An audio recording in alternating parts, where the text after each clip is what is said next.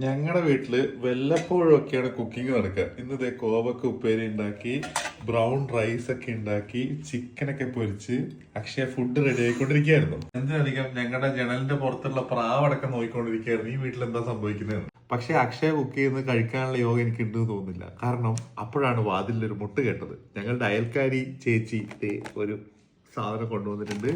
അത് തുറന്നപ്പോൾ ഗംഭീരമായ ബിരിയാണി. നല്ല നല്ല അയൽക്കാരുണ്ടായുള്ള ഗുണം ഇത്. നീ നിന്റെ ബ്രൗൺ റൈസിന് എന്താ ചെയ്യാ? പക്ഷി കൊടുത്തോ? ആ പ്രാവിന് കൊടുത്തോ?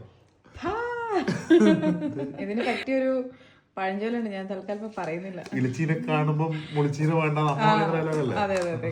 താങ്ക് യു മൂസിന, നമ്മുടെ അയൽക്കാരി മൂസിനെയാണ് ഇങ്ങനെ ഒരു ബിരിയാണി സംഭാവന ചെയ്ത് ഞങ്ങൾക്ക് ഈ ഒരു ദിവസം ധന്യമാക്കി തന്നിരിക്കുന്നത്. വീണ്ടും വീണ്ടും നിങ്ങൾക്ക് അങ്ങനെ തോന്നട്ടെ. പക്ഷെ ഇത് കുറെ ഉണ്ട്, ടൂ മച്ച് ഉണ്ട്. കൊണ്ടുവരുന്ന ആള് ഇത്രയും അധികം കൊണ്ടുവരണ്ട. ഞങ്ങൾ രണ്ടുപേരും മാത്രമേ ഉള്ളൂ. കാണുന്നവര് വിചാരിക്കുന്നത് ഇത് എന്താ ജാതി ടീമണേന്ന്. സത്യമാണ്, നീ ഉണ്ടാക്കുന്ന ഫുഡ് കഴിക്കാനുള്ള യോഗം എനിക്കില്ല. അതുകൊണ്ടാണ് ഞാൻ ഉണ്ടാക്കാത്തത്. അതാണ് ആവി പറക്കുന്നു മൊത്തം.